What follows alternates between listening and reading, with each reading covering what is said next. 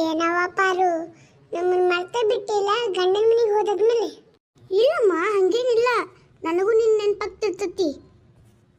ಮತ್ತೆ ಬರ್ಬಾರ್ದು ನೆನಪೆ.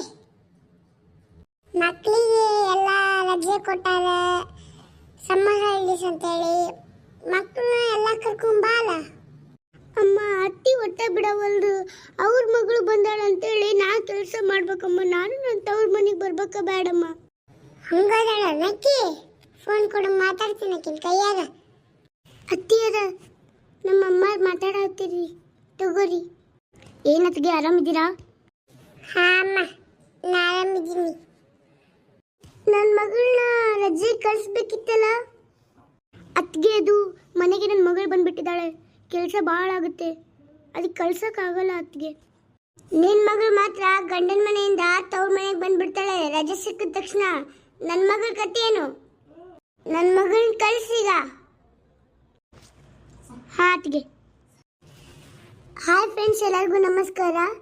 ನಾವೊಂದು 5 to 6 days ಊರಿಗೆ ಹೋಗ್ತಿದ್ದೀವಿ. ಅದಕ್ಕೆ ನಮಗೆ ವಿಡಿಯೋ ಹಾಕೋಕ್ಕಾಗಲ್ಲ. ಅದಕ್ಕೆ ದಯವಿಟ್ಟು ಸಪೋರ್ಟ್ ಮಾಡಿ. ಈ ವಿಡಿಯೋ ನಿಮ್ಗೆ ಇಷ್ಟ ಆಗಿದೆ ಲೈಕ್ ಮಾಡಿ, ಶೇರ್ ಮಾಡಿ, ಕಮೆಂಟ್ ಮಾಡಿ. ಹಾಗೆ ಇದೇ ಥರ ವಿಡಿಯೋಸ್ ಬೇಕಿದ್ರೆ ಸಬ್ಸ್ಕ್ರೈಬ್ ಕೂಡ ಮಾಡ್ಕೊಳ್ಳಿ. Thank you.